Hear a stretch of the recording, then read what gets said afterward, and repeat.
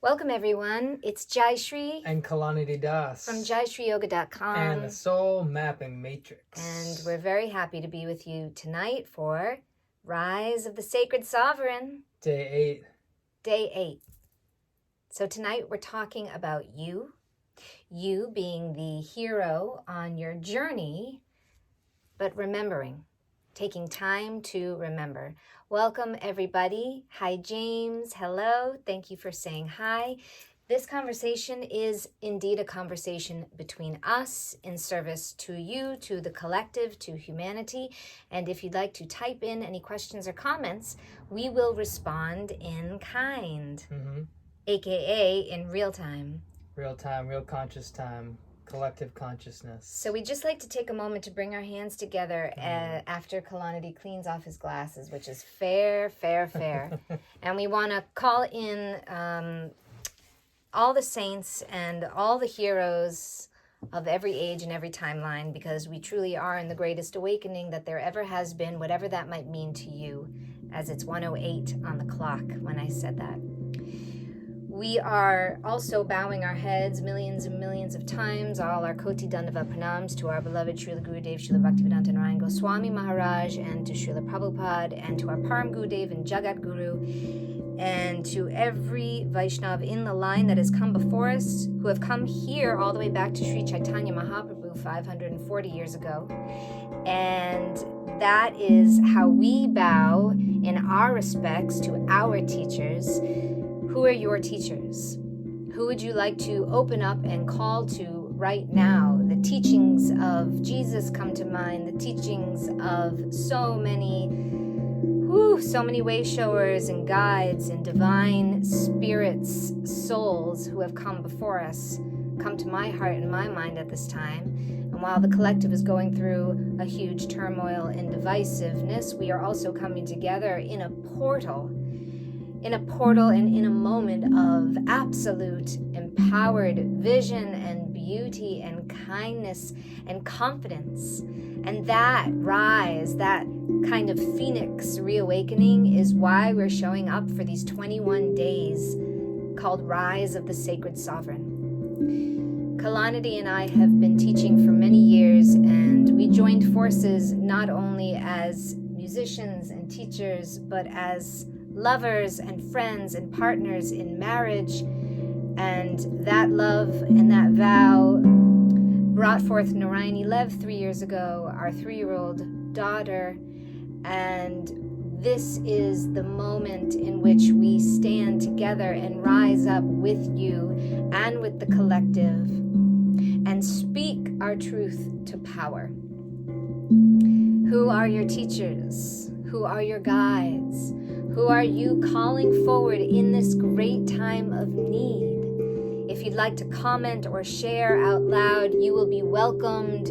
There will be no judgment possible at this time, because love wins. And love is power. Love is truth. Love is sacred. Love is strong.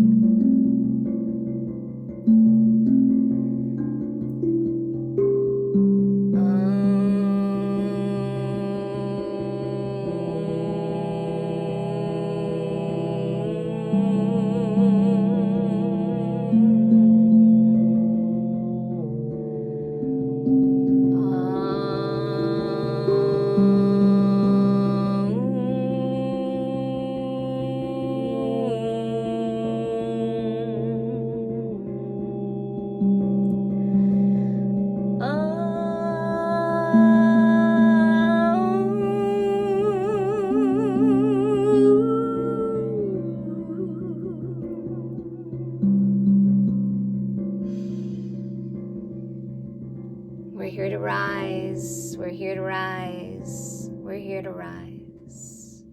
May it be so, may it be true, may it be kind, may it be brave. Guides, parents, passed away, spiritual leaders, and nature. Yes, yes, amen to all of it. We also talk in the Soul Mapping Matrix about tools, the tools that we use on this path of remembering that we're the hero, remembering that you're the only hero on this timeline, that can do the work of your soul, of your sacred sovereign dharma, we say in Sanskrit. And while there are so many spiritual paths right now coming together with so many teachers and gurus and guides, there is only one truth, which is, of course, the power of love, the power of divinity in any language, in any religion, and in any culture. Culture is really important. Culture goes beyond language. It goes beyond religiosity. Culture is something we cultivate inside of ourselves as well as around us. And right now, it's the culture of humanity. It's the culture of being good. It's the culture of goodness. It's the culture of truth. It's the culture not only of oneness, which is true, but also of unique difference. Actually being able to have the conversation about why we are different, and that we are different, but that we are also connected through one love and one empowerment. There are so many narratives going on right now, so many veils, so much illusion, but what is true, what is sacred? We go back to Bhakti. We go back to Vedanta. We go back to love. And we go back to the vow of all that is real in every moment. Everything that doesn't change. Call it out. What is it you wish for? What is it you want? What is the landscape you wish to see and hold in your body, mind, and soul that will remind you to wake up, that you are the hero already, that you are the hero on the greatest adventure ever known to man. Yes, you.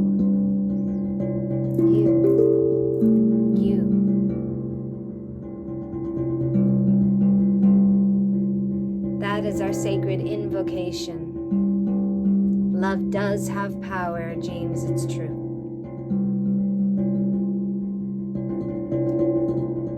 Three more times. We'll chant this sacred sound of Om because it is universal.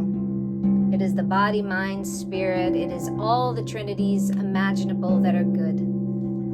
Take a big breath in. Exhale it out. Om in whatever tone you like. Inhale.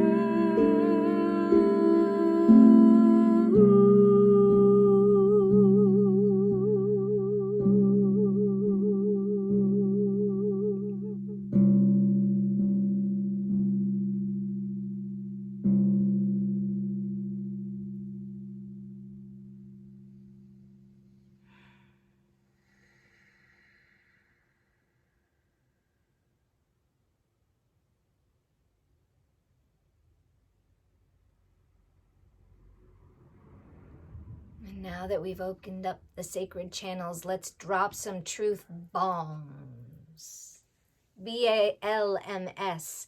Jaishree, hello. Bomb and bomb. It's a both and world. Let us know what you'd like us to talk about tonight, because we're going deep. The truth reveals and it heals. Or the truth reveals to heal. Well, what bigger truth bomb is there than talking about you and talking about all of us as the hero on our timeline and our story? And take a moment to remember that. That's not just a passing hashtag or a nice branded quote on an image, although we do put those out because it's so important for us to be radiating and putting out positive content right now. It's such a service in the midst of everything else that's being put out right now. to have options to take in and pay attention to positivity and to pivot to positivity. And we have so many means to do that, and yet there's too many choices, seemingly. So taking a moment to remember is no light thing. It's really hard, It's actually. Radical. And this is an invitation, of course. And because it's hard, even though it's so simple, because it can be difficult in the midst of all the options, the payoff is the beyond comprehension, the magnitude.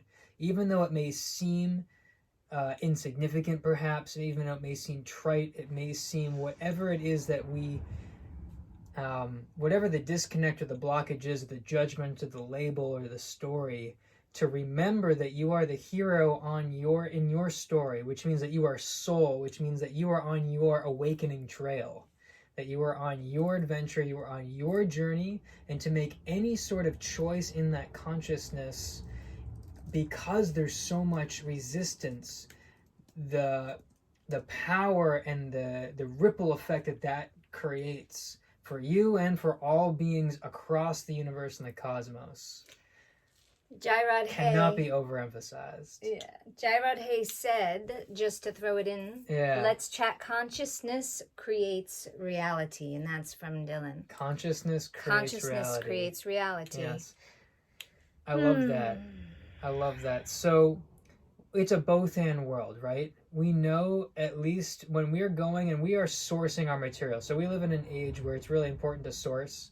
You can go too far with the fact-checking and whatever that is, you know, and having to prove things. Then you have to get into, well, where does that evidence come from? Yada, yada, yada. But we are very upfront with everybody, all of our clients, all of our audience, our family, our friends, each other, that we come from specific lineages. And especially we've dug a deep, deep well into this lineage of Vedanta or Bhakti Yoga or essential wisdom that comes from the yogas and the Vedas, which are the ancient wisdom texts of this yogic tradition. And this tradition, as many others do, recognizes a creator personality that we come from.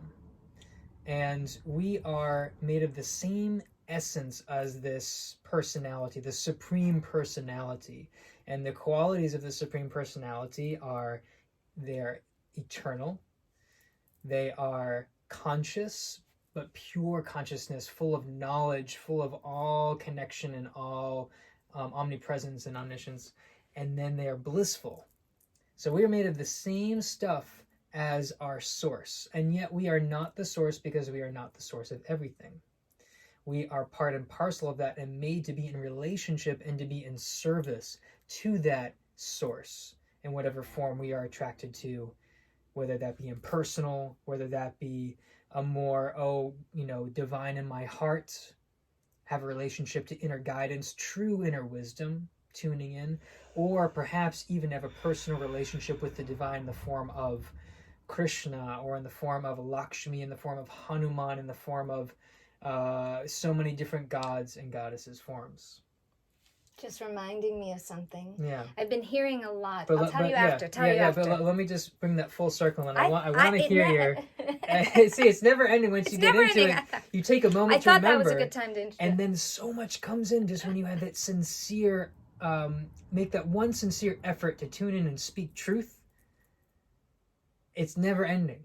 It's never ending. And so we seek to do that and make our life a living tapestry, homage, dance, play, song, production of the truth, for the truth, by the truth. And that's consciousness and reality. That's building consciousness in the real time and moment. Yes. Yes.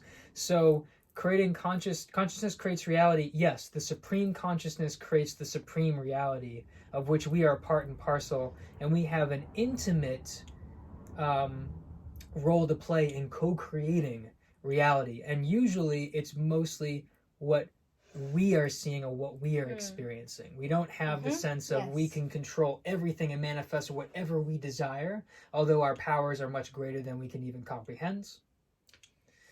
But to have that right relationship with great spirit and our own soul is essential for happiness. Thank you for that question, Jaishree and Dylan, and keep them coming. May I offer something very personal to what beautiful, brilliant gems you were just sharing? Personal, so beautiful. When I first experienced Bhakti Yoga, like many people, and this is really the essence of why we are bridge builders and why it's so important to bridge the gaps right now when the planet is in such need of coming together and healing. I had already studied lots of religions, Eastern and Western. It was some of my university work along with my conservatory work as an actor, and I was always studying psychology and humanity, and I still had never heard about this thing specifically called bhakti, devotional science, the science of being devotional. And when one hears from a teacher or from someone, I have noticed in my own humble experience that the reason I'm connecting to something like what Kalani was just sharing is because truth truly comes as one from many sources. Yes, so all of us reaching towards that mountain peak of self-realization, of God consciousness, or however you want to say it, whether we come from groups of talking about spirituality from a galactic plane where the Brahma Samhita, the 5th canto of the Srimad Bhagavatam, is all about planets and personalities, and which is another it's all in Vedas. Nothing strange about talking in that way. There's airplanes, also UFOs, all that stuff. It's already in the Vedas. It's not new. There. And then when you're also talking from a political, or not political, but historical, which is also politics standpoint, because history is history. So it's very important to understand history. It's very important to understand cycles of history, just like cycles of history mirror astrology. Everyone can talk about astronomy, but it's weird to talk about quantum physics or metaphysics. No, it's all real. But the reason that we connect when we talk in this deep spiritual way or hear Vedanta, and a lot of folks don't know they're hearing Vedanta from the first time, is because our inner source of light and connectivity wakes up. And we would say the chakras, or Chinese medicine would say the meridian lines, whatever, earth, water, fire, air, ether, mind, intelligence, ego, our souls light up when we connect to one another. That is love. That is that center wholeness that could have so many languages and so many cultures around it. But it is the culture of love. And though the language will change and the landscape will change, the practice of love inherently is a mix of science and devotion. And this Bhakti Yoga, when it is first touched upon, it was so brilliant for me because it actually explains some very deep parts of my psyche and soul that I never understood. And these are things I've written about in books and gone deep with one-to-one and, mentoring or teacher training. But since this is the medium now, I will just share. When I first learned about the pastime of the goddess Radha sitting on Krishna's lap and experiencing what is called the separation mood of love from him, when she was sitting right on his lap, I remembered being young and having this experience of being in the room with someone physically, but deeply missing them. Have you ever had that experience? Like they're right there, but you have this feeling of separation. It's so deep. It's very unique and it's very strange to talk about in the regular dimensionality. But when you start to think about the soul and how eternal it is, when you start to realize that we've all probably done this many times, and we go past what our programming is and past what we believe to be true, when we open up to divinity, wow, that feels so good. And so it seems that the planet right now is really missing the things that bring us together. And yes, maybe it's because we just aren't open anymore to learning. Maybe we forgot. Maybe we don't realize that astronomy comes from astrology, that the planets are the planets, and that cycles of time repeat, and that history maybe gets written down but then does get changed. or conflagrated, if that's a real word. Conflagrated is a word. Awesome. Conflagrated. Fact checked. Instant fact check. Nefarious means are real. Sometimes we have to open up to that which we don't want to, but it's not to say that evil exists because evil is more powerful. In fact, if it's going to show up, it's to show us that we, the love, the Lightworkers, are more powerful. There's just a little aside on that, just to drop some extra knowledge. There have been studies done on PTSD of soldiers where it's looked at whether, on the battlefield, they have some sort of awareness of what the enemy actually is and what evil actually is. And if there is that consciousness that evil does exist, that violence does exist, these things happen, the tendency for post-traumatic stress disorder goes way, way down. But it's for folks that do not actually have they haven't gone and meditated and opened themselves up to the fact that there is a spectrum of consciousness, there's a spectrum of humanity, and evil is on that spectrum as well as goodness. Our highest goodness and our lowest evil is on that spectrum. Those who have not expanded their consciousness to contemplate that, they are completely shocked and their world is destroyed when confronted with evil when it happens. And sometimes it doesn't happen to us in an extreme way. Sometimes it does happen to us in an extreme way. The same experiments have been done on soldiers, with PTSD for exposure just to violence. Soldiers that go in with the awareness, they're ready for battle. They have an open consciousness. They're an active consciousness. If you have an active consciousness and you're going in, I spoke about this in another video. Special operations, they have their mission, they are battle ready, and they're going in and they're doing their mission, they're getting out in full awareness, active consciousness. Incidents of PTSD way down.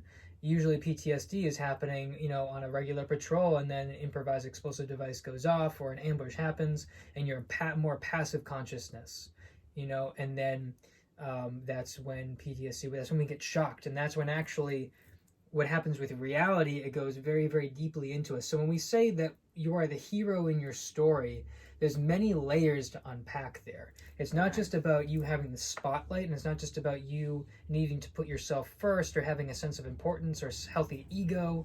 These are all, and confidence, you're making choices. These are all important things, but to have an active consciousness, and that's something that takes a lot of effort in today's society. We know that the attention span now of people has gone down and down and down, and now it's 7 or 8 seconds. And because we're constantly going from one form of media to the next, and so we can easily slip into this passive state of consciousness. So a heroic consciousness is an consciousness that's engaged in life. And this is why we created the soul mapping matrix, and why the first realm is awareness. What you just said is amazing. The realm of grounding and the first phase is awareness, and we call that commitment. So what you just said was so brilliant. Those of us who run our own business. Oh, shucks. Those of us who run entrepreneurial businesses, whether online or otherwise, but a lot of people are moving online. We used to hear, and I never studied, thank God I have a team, but I never studied marketing so much. But I know that the attention span, as you say, was 7 or 8 seconds, very short. So little stints going out were really important. I realize that we have been sharing more and more because everyone is actually waking up and hungry, right? We're hungry for more. We want to learn. So Soul Mapping Matrix was actually created because we need a map to help us navigate triggers as portals for bliss. I'll give an example. I will sit in the parking lot while he goes into Whole Foods, especially during this whole year, and I'll just sit around and get really tight and anxiety ridden and see all the coverings and energy and all the stuff. Now this could have happened this year, this could happen anytime, just during any year. And I will literally have to and choose to do the soul mapping matrix. I will sit in my awareness. I will tune in. I'll say, oh my God. And as Jaishree just say, engaged in life warrior consciousness. Yes. So this is what Jen teaches a lot in Kundalini yoga, and what we all ascend to experience in a lot of ways. This first level, it's It's only the first level of awareness. I'm in anxiety, I'm in trauma, I'm in pain, I'm in fear. I get tight, I get scared, whatever it is, being in it, seeing and hearing and feeling what actually is. Now, there are 9 levels in this matrix, and awareness is only the very first. Most of the planet right now is stuck in denial of even feeling, seeing, hearing, awareness of what is actually happening. And that denial comes up in a lot of ways, but it causes so much tension. It causes so much anxiety and pain and fear. And the pain of that, and we're not talking about anything specific. This is universal, timeless stuff. So if you're feeling even scared or nervous about me just saying that, then definitely it's probably a good time to go down a rabbit hole or two about what's happening on planet Earth, because it's incredible how much I didn't know just a few years ago, although a lot of folks have been studying a lot of this for many, many years, and they're definitely great people to listen to. I like to go directly to Vedanta. I like to, pull in the reins of my senses enough to be in awareness and know that there's somewhere to go. So I think that's why we offered the soul mapping matrix as a level up to get to your spirituality. And this is the thing, your spirituality, your religiosity, your culture, yours is yours, and no one can ever tell you who you are. You can only be who you are and be in relationship. And this is why we called our yoga school, we named it Soul Culture Yoga School. It's the culture of the soul, and that is all different because we are all unique. And that's such a beautiful affirmation in the Bhakti Yoga tradition. It reconciles the both andness of we are simultaneously individual. This is Rise of the Sacred Sovereign. We are all sovereign. We are inherently individual, and that will never, ever change. We are all eternal, and we will never merge. We will never dissolve. We will never cease to be. Never was there a time when we did not exist. Never will there be a time when we will cease to be. We will always be us, and the journey of discovering our uniqueness and our talents and our superpowers is eternal as well, and will always get better and better and better and better and better and better and better and better. And we are also one. We are one in substance. We are one in, if you will, consciousness, in the sense that we come from that supreme consciousness, and that we are all here on the same mission. We're all heroes in our own stories of awakening into this glorious consciousness. And we are here to be in relationship with each other and to be in relationship with the Supreme, with the Source, however we come to understand that, claim it, and cherish that in our innermost hearts. You are the most divine hero on the greatest timeline ever. You are not only a part and parcel of divinity, but you have the power to step into your superpower, if you will, or your superpowerness right now. You have the opportunity at every moment to choose. We start the first level in awareness so that we can pivot and go right into core desire. You have core desire. You have all the desire you were born with. You also have all the karma. We all do. We were all born with so many, we call them anarthas, unwanted tendencies inside of ourselves. We have been so many, This is why we call it the realm, the phase of choice, which is the last phase of that first realm of grounding and committing. The landscape is the battlefield. And this is mirrored and shown and delved into so beautifully in the Bhagavad Gita, which is one of the foundational texts of Vedanta, of Veda. And it's the story of Krishna and Arjuna on the battlefield. And Arjuna has a crisis of confidence because the entire realm, and it's not just India, but it's the entire world, is divided up into two. And so brothers are fighting brothers, and fathers are fighting sons, and teachers are fighting students. And Arjuna is there, and he's seeing all his dear, most beloved ones on the other side, and he's supposed to fight them and kill them. And he has this crisis of consciousness, of conscience. And so then he draws his chariot in the middle of the battlefield, and thus begins the Bhagavad Gita, which is the song of God. Gita's song of Bhagavan is one of the names of God. in the Vedic tradition. And it's on a battlefield. And so this is deeply, I love how KRS-One, who is an amazing hip-hop entrepreneur and pioneer and truth speaker, a truther, in the truest sense of what that means. And he speaks about the Bhagavad Gita because that's where his name comes from. KRS-One comes from Krishna because he was given a Bhagavad Gita when he was in a homeless shelter. And he speaks about it in such an amazing way because for him as a young man, young black man, being given a story about the divine play on a battlefield and armies and fighting, it affirms a real essential part of life, that there is a struggle in life, there are opposing forces, there is karma, there is conflict, and there is the need for deep, deep courage to be on the battlefield, to not run away to something that we think will be easier, or something that we think will be spiritual. Okay. Speaking of running away, that we must stand and fight in that, and that is where true We'll just say goodbye to everybody, essence is revealed. Would you like to say hi and bye? Want to say hi? Can you say hi and bye? Say hi and bye to You're wearing the everybody? most beautiful skirts. Do you want to say hi and bye? Wearing the It's most getting beautiful late. skirt. We can sing just one little quick Hare Krishna. kirtan. So we are very grateful to be of service, and for those of you who First we'll sing Hare Krishna, and then we'll do something else. Okay. Hare If you'd like to speak with us more, we're very grateful to do some discovery or destiny calls and sessions.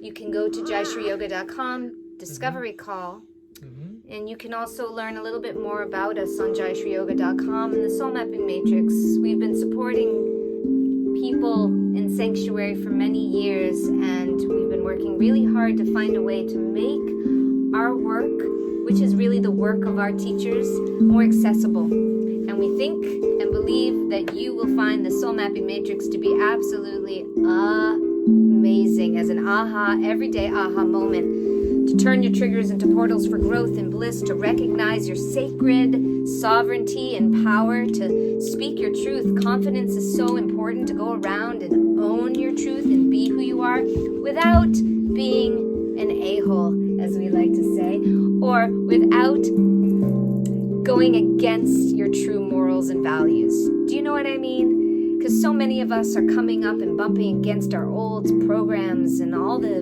naysaying and negativity that we didn't like when we were born, toddlers and growing, let alone now. But we don't know how to pivot. So hopefully Soul Mapping Matrix and this mentoring and the couples mentoring can give you your own platform and your own ability to rediscover your bliss, rediscover your sacred sovereign power inside of you. We will never tell you who you are or who your relationship with divinity is or who divinity is at all. Just open up the gateways for you to remember your magic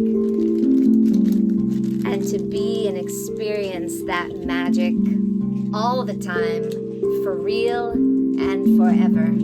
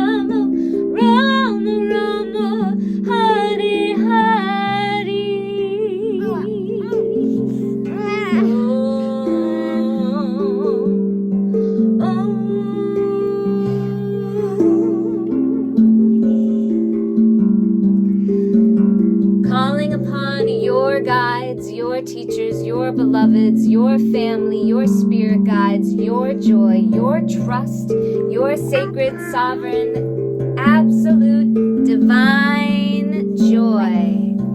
Calling upon that for you and for your loved ones. Always, always we are here for you. Always we are praying with you and for you and standing for righteousness and love. We love you. Haribol.